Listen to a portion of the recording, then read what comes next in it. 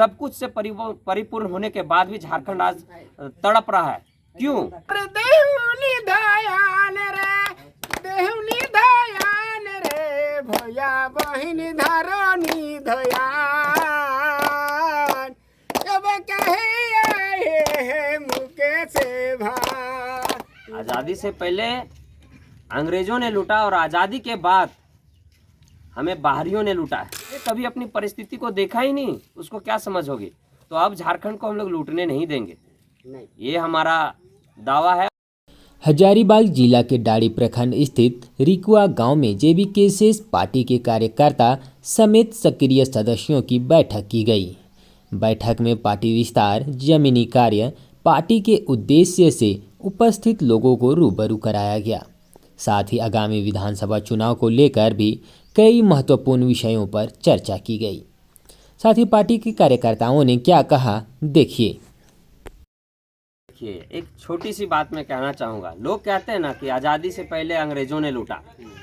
आज़ादी से पहले अंग्रेज़ों ने लूटा और आज़ादी के बाद हमें बाहरियों ने लूटा है। वाह वाह वाह। और जब हमें झारखंड राज्य अलग हो गया तब भी लूटा जा रहा है। और ये झारखंड चंद परिवार का मतलब जागीर बन के रह गया। वो ऐसा सिचुएशन है, वो उन्होंने इसको अपना जागीर समझ बैठा है।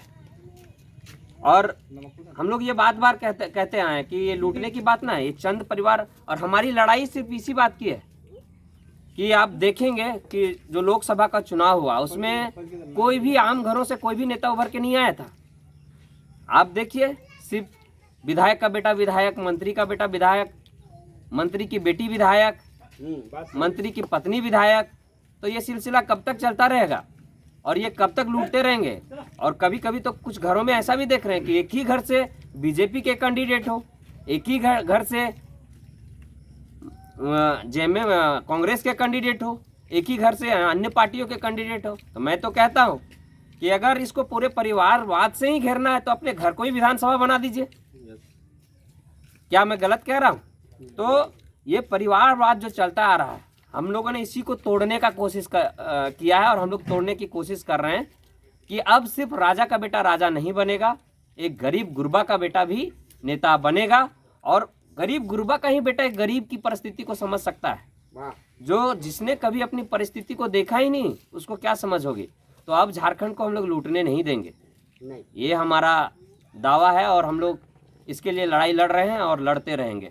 आप जेबीकेएसएस के जाबाज सिपाही हैं और आज निरंतर आप डाड़ी प्रखंड पहुंचे हैं। कुछ यहाँ के क्षेत्रीय लोगों से आप मिले, बैठे, निर्णय क्या कुछ आप लोगों ने बातचीत हुई? देखिए, हम लोग कंटिन्यूअस क्या, ये डाड़ी ही नहीं, पूरे झारखंड में, अन्य जिलों में, कई विधानसभाओं में, कितने प्रखंडों में हमेशा हम लोग जनसंपर्क में कंटिन्यूअस दिन रात चलते रहता है, 24/7 के।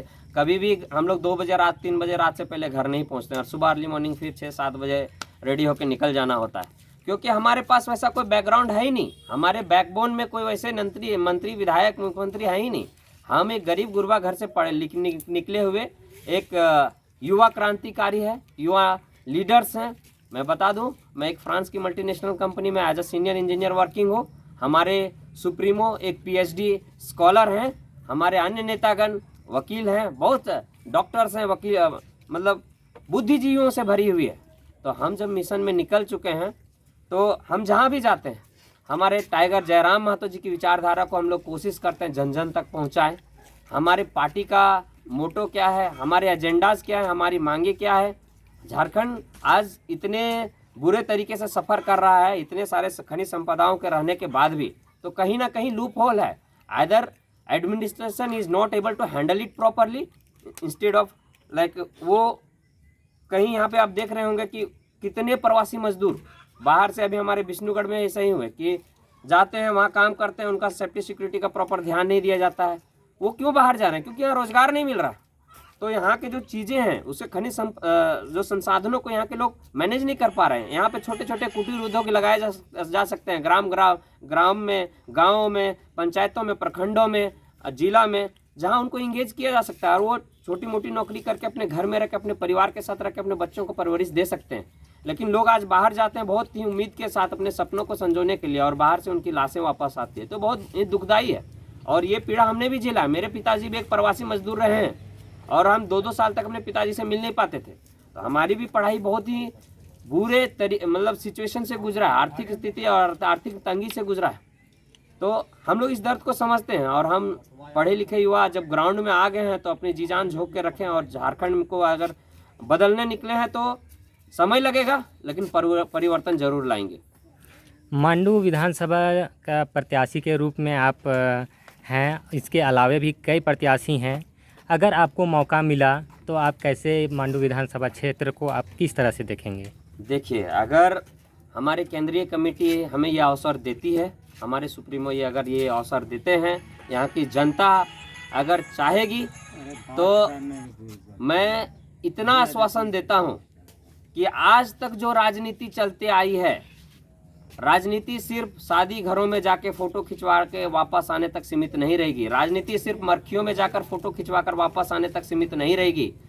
राजनीति सिर्फ कुआं, डोभा, नल, तालाब तक सीमित नहीं रहेगी। राजनीति इससे ऊपर उठकर करना होगा, यही मेरा उद्देश्य है। और हम राजनीति में इससे ऊपर उठकर एजुकेशन की बात करेंगे, शिक्षा व्यवस्था की बात करेंगे, एम्प्लॉयमेंट की बात करेंगे, रोजगार की बात करेंगे, इनोवेशन की बात करेंगे, तकनीकी की बात करेंगे, क्योंकि दुनिया इतने फास्ट आगे बढ़ रही है। आज आप जो कैमरा लेके बैठे हैं वो तकनीकी के कारण। आज 10 साल पहले आपके पास नोकिया फ़ोन था, आज इस मैसेज को आप 10,000 लोगों तक पहुंचाइएगा। ये टेक्नोलॉजी का पावर है।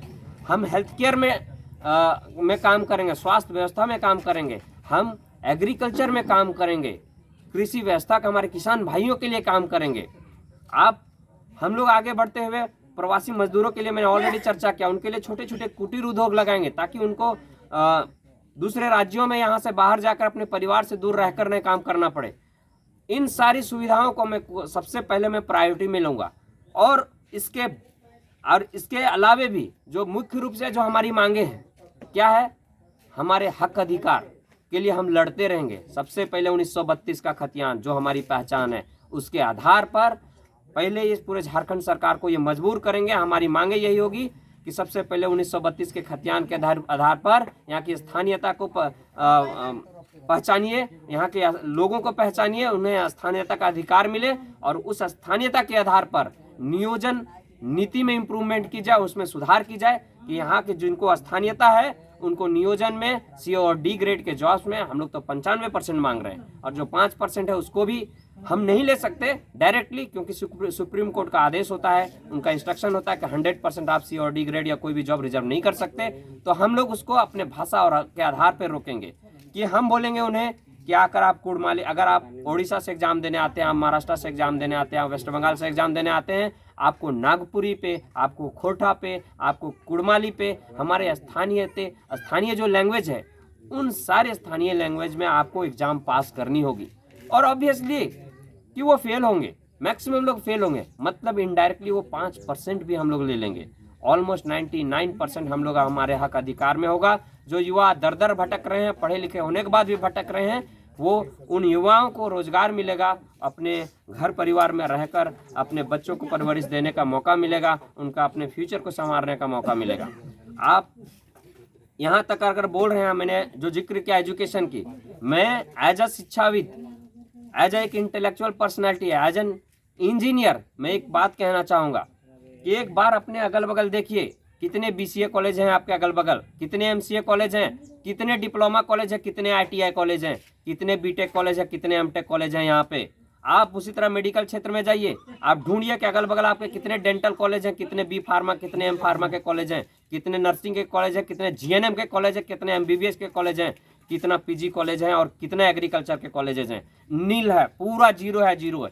इतने सालों झारखंड के अलग होने के बाद इतने साल हो गए, आज़ादी के इतने साल हो गए, क्या हमारे क्या यहाँ संसाधनों की कमी है या पैसों की कमी है? नहीं, सब कुछ से परिपूर्ण होने के बाद भी झारखंड आज तड़प रहा है। क्यों? सिर्फ सत्ता में बैठे ऐसे लोग हैं, चाहे वो अपना सिर्फ स्वार्थ पाल रहे हैं या उनमें काबिलियत नहीं है। दो ही चीज हो सकता है, आइदर उनके पास विजन नहीं है या इस काम को करने में काबिल नहीं है, तभी वो फेल है इस चीज को करने में, और नहीं तो शायद वो कर सकते हैं, लेकिन वो सिर्फ अपना स्वार्थ और परिवारवाद को देख रहे हैं। तो इन सारी चीज़ों को हम लोग दूर करना चाहेंगे। मेरा कहना बस यही होगा कि हर गांव, ग्राम पंचायत और प्रखंड में अगर 150 इंजीनियर और डॉक्टर ज़्यादा बन जाएंगे तो कुछ घाटा है क्या इस समाज को? नहीं ना। तो हमारा विज़न क्लियर है। हमारे झारखंड को अलग कराने में कितने हमारे पूर्वज शहीद हुए। हमारे खुद के बड़े पापा आज जो इस दुनिया में नहीं रहे, जब मैं 1 साल 2 साल का था, मेरी माँ बताती है, हमारे पिताजी बताते हैं कि झारखंड अलग करो आंदोलन के चक्का जाम प्रोग्राम में वो गए हुए थे रैली में, और उनका एक्सीडेंट हो गया, वो शहीद हो गए। तो उस दर्द को मैं समझता हूँ, मैं उस फैमिली से बिलोंग करता हूँ। तो हम लोग आए हैं तो पूरे दिल से आए हैं, और पढ़े लिखे युवा अब इस राजनीति में दखल दे दिए हैं, तो सुधार तो हम लोग चाहते हैं। और मैं युवाओं से भी अपील करूंगा कि सिर्फ राजनीति को गंदा बोलने से नहीं चलेगा।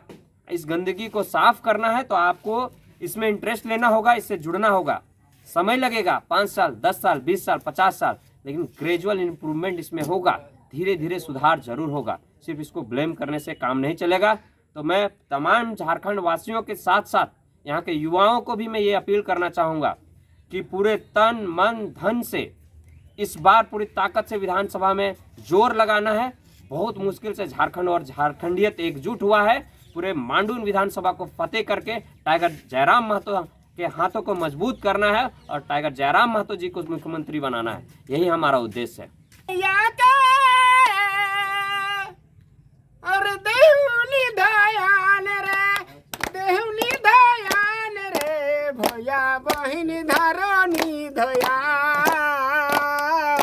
अब कहे आए है मुके से भाई, भैया बहिन धरनी धयान, अब किया है मुके से भाई। सोची रखू भैया,